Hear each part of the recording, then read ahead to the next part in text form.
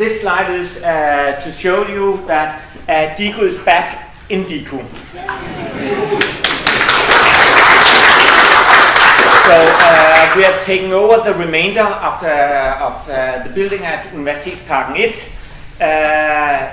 Nowadays the building is not sufficiently large for us, so we are still present here at the Hosø, and also we still maintain the buildings in Sigurdsgade, so it's like the circle is closed. We are basically all places that DIKU have ever been, except we are now not any longer at Amager. So the people from Amager has moved to Northern Campus also, and they're actually sitting in Sigurdsgade now. So that's one news. Another new is these are the study directions that we're involved in. Of course, computer science is what fills the most in our house. But this year we have started two new educations. One called in Danish machine learning or datavidenskab, and one in computer science economics. So these are collaborations. The first one with the math department, so it's computer science and statistics, obviously, and the other one is with the Department of Economics. So both of them you can are bachelor educations, and after the bachelor education you learn sufficiently much from both topics, so you can take the master in either. So if you take machine learning, you can do a master in computer science or in statistics afterwards. If you take in computer science economy, you can become computer scientist or polit afterwards, depending on what you choose for your candidate studies. So that's this is one of the new things. So here is the intake, not of those that were offered a position, but those that have accepted and has arrived here. They are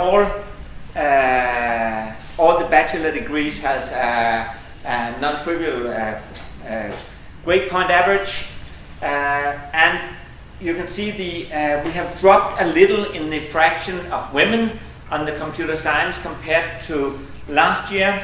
A similar drop has happened at ITU, so we are still on par with ITU and still in front of any other of the education. But this shows that the effort we have done so far, we have to strengthen that even more in the future to get more women to study computer science and related topics. You can also see the new educations doesn't have a significantly different profile of students compared to the traditional computer science studies.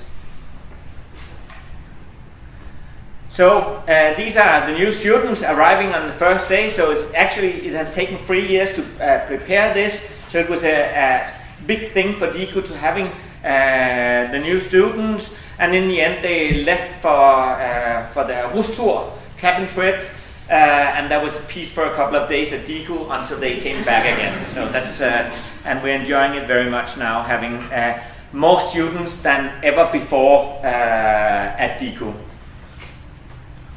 So another thing I wanted to mention to you is that we have the McKinsey and the Innovation Foundation have published a report about AI in Denmark, so you can download it at the link there, and you can go in and read what's there.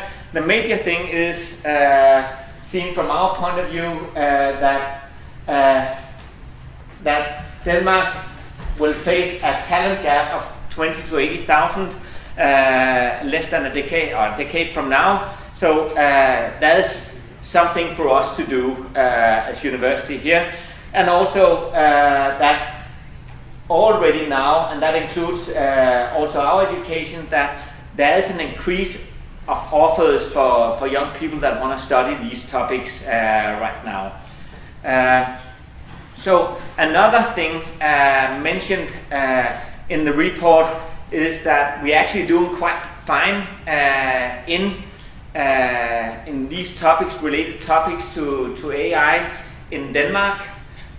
So you can see here the European ranking of Danish universities in various sub-disciplines, and it has been anonymized because this report wasn't meant to do a lot of quarrel between the different computer science departments on who is best or what. But if you go to csrankings.org, you can see that this is KU being placed here. So that's just for the French to know this. And even if you go on looking at citation per paper published in AI, now we compare to the top 10 universities in the world in AI.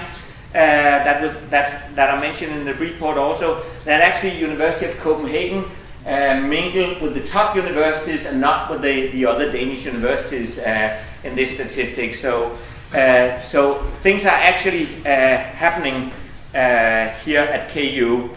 And I always plot this for you also, that this is our scientific output classified according to the library classification. That half of what we're doing is computer science. That's fine. We are a Department of Computer Science, but we also have nearly a quarter that is mathematics.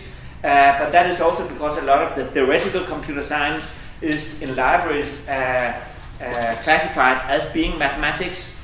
And then we have a little more than a quarter, which is the applications of computer science into various topics. And no matter that we are rapidly growing in the department, this is one of the things I wish to maintain for the department, this kind of division, that we have the foundations of computer science, the core business is computer science, but we are also involved in other disciplines that we contribute to with our knowledge from computer science. So this is an invariant we wish to keep. So this is some of the numbers of DIKU as it looks this year.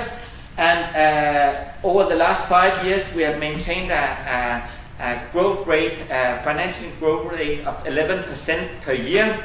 And that is also numbers that we have the budget to continue with for the next 2 years. Then we'll have to see what the budgets look after that. So we are growing and have been growing and are planning to continue to do that. So I stop this. I'll do it anyway. I'll do it anyway. So and then I better do it properly. So this here shows that in many disciplines at University of Copenhagen and in the rest of society, the reason why I'm telling this to you is that this is the story of what we are doing at University of Copenhagen, but what we are also at DIKU helping businesses to do right now. So that you can see people that are working other topics at University of Copenhagen, then they can have different level of maturity in how they are embracing the new methodologies in machine learning, data science, etc., where you are hypothesis generating and not just hypothesis testing. And you can have different levels of maturity. You can have gone into Word and Excel. Most have done that. That's what this curve shows, that most people have reached that level of maturity at University of Copenhagen. There are some that have started to use the new methods. There are others that are actually engaging in with people that are developing the new methods, so they can be specialized to geography or to biology or to humanities, etc., so that they work together with the people that develop the new tools, so they can influence the development of new tools. And then there are the people that are developing the new tools. These are typically the people at DIKU and other data science environments at KU. And of course, the whole idea is that we should move University of Copenhagen, not just DIKU, because DIKU is out here already, but DIKU should help University of Copenhagen to move in this direction over the coming years. And we have different ways we are doing that. We have started a data science lab at Science, where people from other topics can come and get consultancy about how to get started, so you can be moved from here to here. Then we have a program, the board of University of Copenhagen has set 30 million kroner aside to collaborative efforts, where people from the data sciences can collaborate with people from other domains, so that people can be moved from here to here. And then finally, we have built the AI center here, and we have a number of shared scientific staff with other departments to get to, so that we come from people that are not just here, but people other places, so we can take that people, just like in bioinformatics is my favorite example, that people there are actually developing the methods, no matter whether they are placed on SOT or biology or DIKU. They are developing the methods, and that will happen in a lot of different topics in the future, and that is the development we are trying to push from DIKU also. So we have a number of people that are in shared positions between DIKU and other departments in order to push this development. So that's and I think all of you that are not at KU but outside KU should go back and think, how does this development in the world influence my business, and would there be any help that DIKU could do, because we are helping companies like Top Denmark, Novo Nordisk, etc. On their voyage in this direction also. So that was the commercial for now. So I think that's it. Welcome everybody, and then let's continue with the program.